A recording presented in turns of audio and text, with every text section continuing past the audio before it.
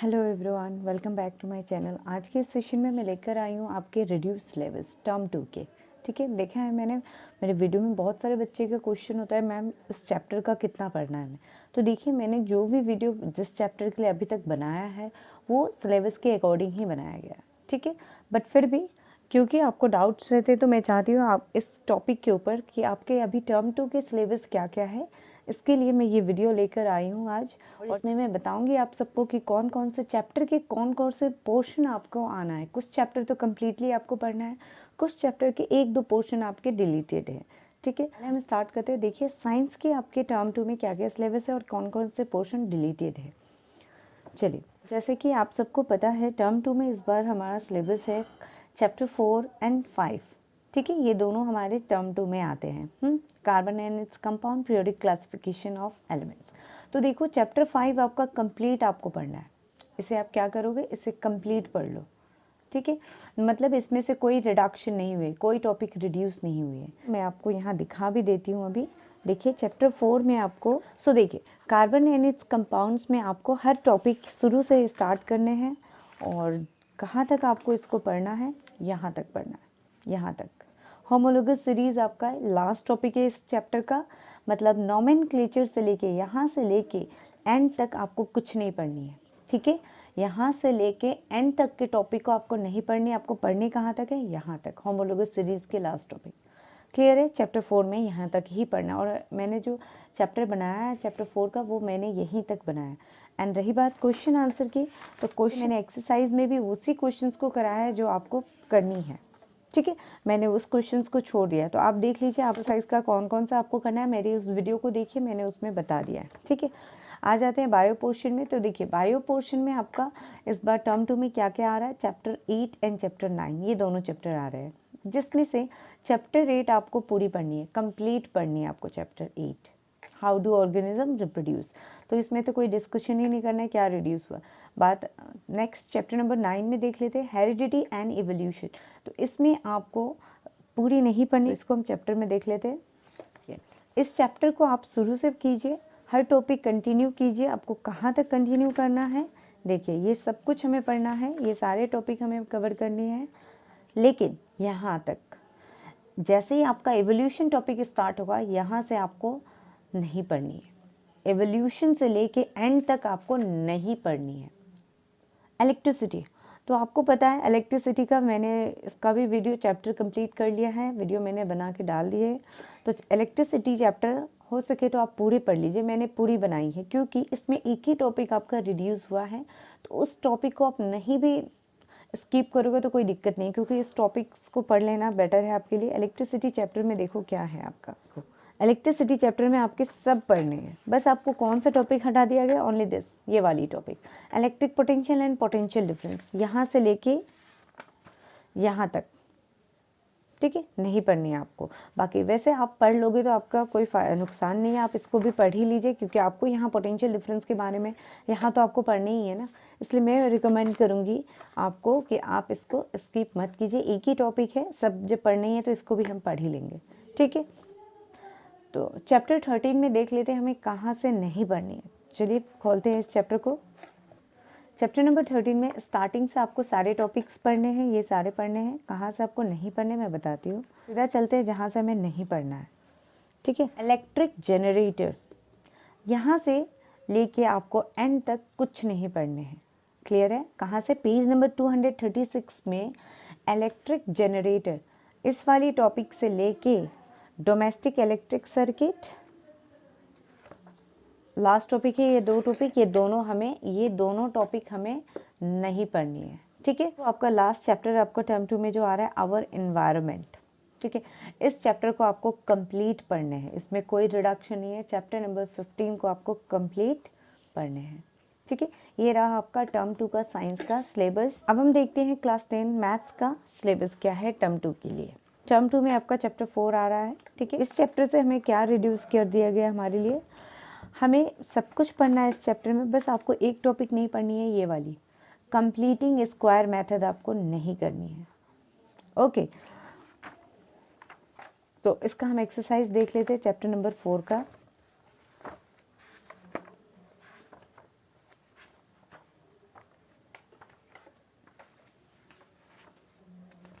तो देखिए हमें ये सब पढ़नी है।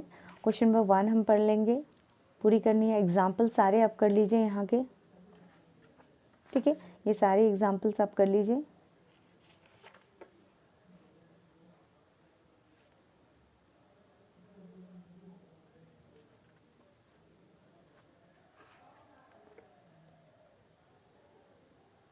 तो क्वेश्चन नंबर 1 आपको पूरे करने हैं इसमें।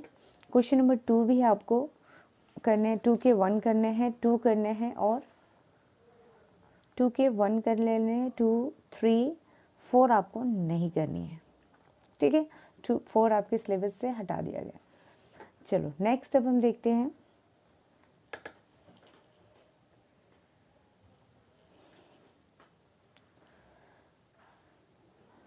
हाँ, नेक्स्ट अभी देखो हमें क्वाड्रेटिक इक्वेशन का सोल्यूशन निकालना है फैक्टराइजेशन मेथड से, ठीक है। तो ये आपको पूरी पढ़नी है। तो यहाँ से जितने एग्जाम्पल्स है, एग्जाम्पल 3, 4, 5 इन सबको आप कर लीजिएगा। तो एक्सरसाइज 4.2 में आपको देखो क्या क्या करने हैं। ये क्वेश्चन नंबर 1 पूरी कर लेने हैं, 2 भी आपको करने हैं, 3, 4, 5, 6 मतलब एक्सरसाइज 4.2 आपको पूरी करनी है, ठीक है। नेक्स्ट देखो, solution of a quadratic equation by completing the square. ये मेथड हमें नहीं करनी है, ये मेथड आपको नहीं पढ़नी, ये मेथड आपके सिलेबस से हटा दिया गया। तो इस मेथड को आप, जो इस मेथड से रिलेटेड जितने क्वेश्चन आप छोड़ दे दीजिए, एग्जाम्पल्स ये सारे छोड़ दीजिए, ठीक है। इन सबको छोड़ के आप सीधा आ जाइए एग्जाम्पल नंबर 10 में, ठीक है, क्योंकि यहाँ पे क्या बोला है, क्वाड्रेटिक फार्मूला का यूज़ करके करना है आपको। क्लियर। तो ये हमारा क्वाड्रेटिक इक्वेशंस का रूट, ये फॉर्मूला आपका इंपॉर्टेंट है, उसी पे बेस्ड हमें ये क्वेश्चंस करने हैं। एग्जाम्पल्स 11 भी आप कर लीजिएगा, ठीक है। एग्जाम्पल 11 भी आपको करनी है। आफ्टर दैट एग्जाम्पल 12 भी आपको करने हैं, एग्जाम्पल 13 भी आपको करने हैं। उसके बाद आपको ये वाली क्वेश्चन नहीं करनी है, एग्जाम्पल 14 आपको नहीं करनी है इसके तैयार, ठीक है। क्योंकि find the roots of the, इसमें क्या करना है हमें, देखो हमें बोल दिया गया कि ऐसे क्वेश्चन जो रिड्यूस करके क्वाड्रेटिक इक्वेशन बनता है ना, ऐसे क्वेश्चंस को हमें नहीं करने हैं। तो ये क्वेश्चंस दोनों में क्या होता है, रिड्यूस करके आपको क्वाड्रेटिक इक्वेशन बनाया जाता है इसमें एंड में ना, ये देखो। तो ऐसे क्वेश्चंस आपको नहीं करने हैं। एग्जाम्पल 14 आप छोड़ दीजिएगा, नहीं कीजिएगा।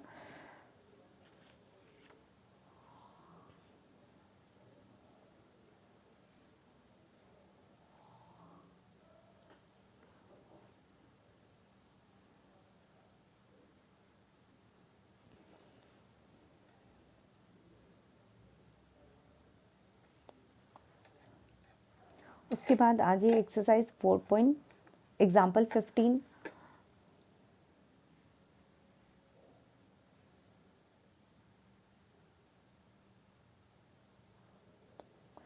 एग्जाम्पल 15 आप कर लीजिएगा।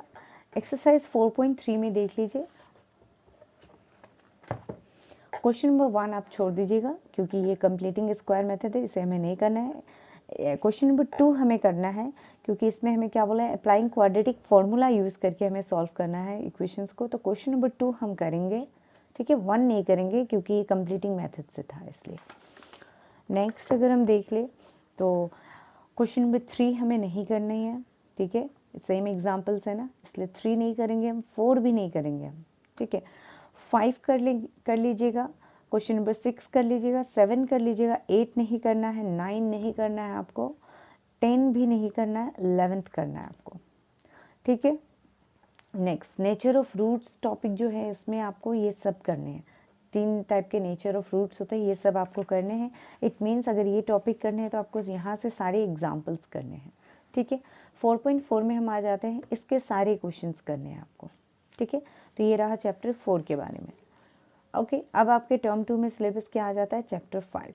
तो चैप्टर 5 में आपको एरिथमेटिक प्रोग्रेशंस के हर क्वेश्चंस करने हैं, एक्सेप्ट कैसे क्वेश्चन नहीं करने हैं जो एप्लीकेशन बेस्ड है इस टॉपिक पे। तो एप्लीकेशन बेस्ड वाले क्वेश्चन नहीं करने हैं, ठीक है। तो अगर हम इसके अकॉर्डिंग देखें तो आपको फर्स्ट एक्सरसाइज पूरे करने हैं, ठीक है ना। तो फर्स्ट एक्सरसाइज आप पूरी कर लीजिएगा विथ एग्जाम्पल्स, सारे एग्जाम्पल्स के साथ 5.1 पूरी कर लीजिएगा, क्लियर। आफ्टर डेट हम आ जाते हैं सेकेंड एक्सरसाइज, जिसमें हमें nth टर्म एपी का निकालना है। तो इस वाले केस में जितने भी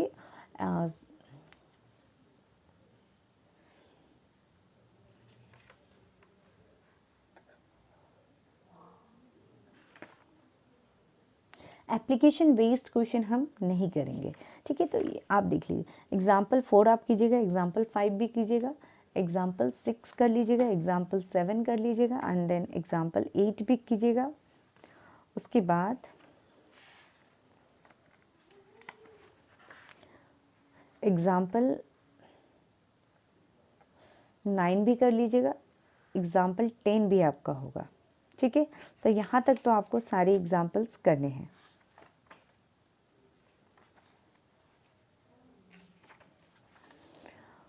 और रही बात एक्सरसाइज 5.2 की, तो 5.2 में देखो आपको क्या करने हैं। 5.2 एक्सरसाइज में आपको ये पूरी सारी क्वेश्चंस करने हैं। यहाँ पे ऐसे एप्लीकेशन बेस्ड वाले क्वेश्चंस नहीं है इसमें, ठीक है।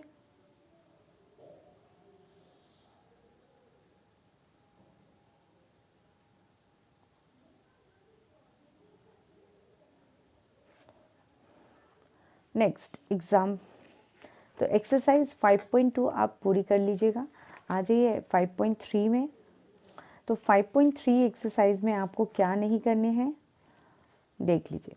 5.3 में आपको सम निकालना है। तो सारे example 4, example 2, example 11, example 12, example 13, example 14, 15, ये सब आपको करने हैं। लेकिन एग्जाम्पल 16 आपको नहीं करने हैं, क्योंकि ये एप्लीकेशन बेस्ड क्वेश्चन हो गए, ठीक है। तो एग्जाम्पल 16 को आपको नहीं करनी है। हाँ, चलो एक्सरसाइज 5.3 में अगर हम आते हैं, तो देखो यहाँ से कौन कौन से क्वेश्चन आपको प्रिपेयर करने हैं। 1 करने हैं, 2 करने हैं, 3 के पूरी करने हैं, ठीक है। उसके बाद देख लीजिए 4 करने हैं, 5 करने हैं, 6, 7, 8, 9, 10, 11, 12, 13, 14। बस 5.3 में आपको सिर्फ 14 क्वेश्चन तक ही करने हैं। 15, 16, 17, 18, 19 एंड 20, ये दो लास्ट के 20 तक 15 से लेके नहीं करने आपको। ध्यान से सुन रहे हो ना आप, कि 5.3 में आपको 1 से लेके 14 तक ही बस करने हैं क्वेश्चंस। पीछे के आफ्टर 14 के बाद जो लास्ट 20 तक बच गए ना क्वेश्चन, उनको नहीं करना है आपको प्रैक्टिस। क्लियर है? ये सारे क्वेश्चन क्या है, प्रैक्टिकल एप्लीकेशन बेस्ड क्वेश्चन है, और ये क्वेश्चंस आपको अभी नहीं करने हैं टर्म 2 में। ओके, बट अब आ जाते हैं ऑप्शनल एक्सरसाइज में। तो देखिए ऑप्शनल एक्सरसाइज से भी आपके क्वेश्चन बनते हैं। तो question number 1 and question number 2 ये दोनों बस कर लीजिएगा ऑप्शनल एक्सरसाइज से, ठीक है। वैसे मैंने अपने वीडियो में अपनी नेक्स्ट वीडियो में लेके आ रही हूँ, तो उसमें आपको ये सब मिल जाएगा। यहाँ तक मैं करा दूंगी आपको, ठीक है। चलिए अब देख लेते हैं नेक्स्ट। इसके बाद आपका नेक्स्ट सिलेबस है चैप्टर नंबर 10।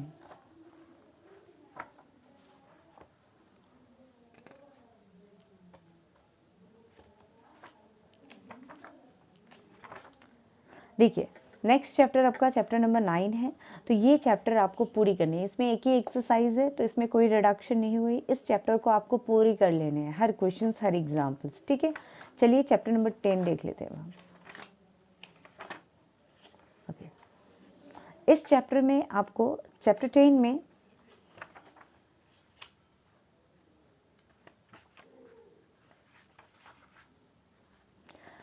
चैप्टर नंबर 10 भी आपको पूरी करनी है। इसमें भी आपका कोई रिडक्शन नहीं हुआ है, ठीक है।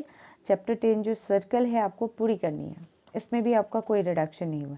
हाँ, नेक्स्ट है कंस्ट्रक्शन चैप्टर नंबर 11।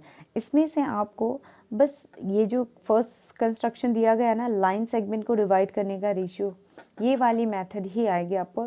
ट्रायंगल को डिवाइड कैसे किया जाता है, ये पोर्शन आपको इस सिलेबस टर्म 2 में हटा दिया गया है, ठीक है। तो आपको एग्जाम्पल 1 नहीं करने हैं, आपको एग्जाम्पल 2 भी नहीं करनी है। क्लियर? क्योंकि इसमें क्या हो रहा है, एग्जाम्पल 1 एंड 2 में ट्रायंगल का डिवीजन हो रहा है। तो ये एग्जाम्पल 1 एंड 2 आपको नहीं करनी है, क्योंकि आपके सिलेबस में ये हटा दिया गया है, ठीक है। आपको बस क्या करना है, लाइन सेगमेंट का डिवीजन को करना है। रेशियो में जो दिया है ना, ये फर्स्ट कंस्ट्रक्शन 11.1, इस मेथड को बस आपको सीखना है।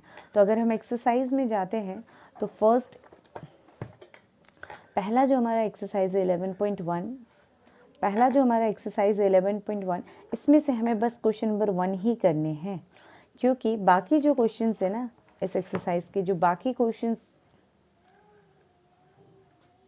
ये जो बाकी क्वेश्चन है 2 से लेके 7 तक आपको नहीं करनी है। ये सब क्वेश्चंस में ट्रायंगल का डिवीजन हो रहा है, तो 2 से लेके 7 तक आपको नहीं करनी है फर्स्ट एक्सरसाइज। क्लियर? चलो नेक्स्ट एक्सरसाइज देख लेते हैं 11.2। तो आपको 11.2 पूरी करनी है, ठीक है, इसको आपको पूरी करनी है। अब आ जाते हैं हम एक्सरसाइज चैप्टर 13 में। तो देखो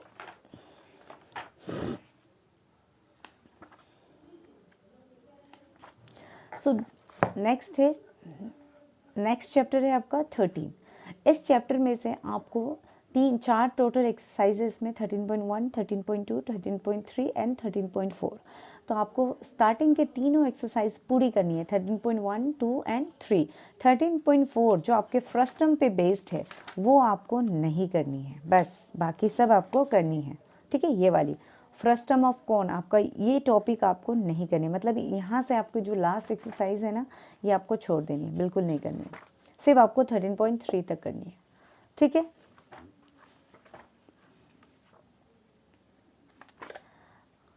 अब आ जाइए चैप्टर नंबर 14 जो कि आपका इस टर्म 2 में लास्ट चैप्टर है, स्टैटिस्टिक। देखो इसमें आपको क्या बोला गया है सिलेबस में, आपको मीन, इस चैप्टर को जब आप पढ़ोगे आपको पता होगा, जिन लोगों ने पढ़ लिया है, मीन निकालने का 3 मेथड है, ठीक है। That is step deviation, direct method, step deviation, direct method, assume mean method and step deviation method. तो आपको स्टेप डेविएशन वाली मेथड जो होगी ना, इस वाले मेथड को आपको नहीं पढ़नी है, बस यही रिड्यूस हुआ है, बाकी आपको सब करने हैं, ठीक है। 14.1 सारे क्वेश्चंस कीजिएगा, जहां अगर कहीं भी क्वेश्चंस में दिया हो बाय स्टेप डिवीजन मेथड से आपको मीन निकालने हैं तो उस पोर्शन को आप या उस क्वेश्चंस को आप नहीं कीजिएगा। बट देखो एग्जाम में क्या है, कोई भी क्वेश्चन दे सकते हैं ना, बस क्योंकि हम एक ही क्वेश्चंस को 3 डिफरेंट मेथड से निकालते हैं ना, तो आपको स्टेप डिवीजन मेथड नहीं करना है, आप बाकी 2 मेथड से सीखिए, हर क्वेश्चन को आप प्रैक्टिस कर लीजिए, बस आपको स्टेप डिवीजन मेथड को नहीं करना है। तो देखा जाए तो चैप्टर का सारे सिलेबस है आपके चैप्टर 14 में, सिर्फ एक मेथड रिड्यूस कर दिया गया और वो मेथड कौन सी है, स्टेप डेविएशन मेथड, ठीक है। तो आपको बस कौन सी 2 मेथड लर्न करने हैं, जो मीन निकालने का होता है, डायरेक्ट मीन मेथड होता है और दूसरा है आपका एज्यूम मीन मेथड होता है, ठीक है। तो आप जब ये चैप्टर पढ़ोगे आपको समझ आ जाएगा वो दोनों मेथड क्या है। सो यही था आपका reduce syllabus science and maths का टर्म 2 के लिए। आई होप आपके लिए ये हेल्पफुल रहा हो। So thank you for watching.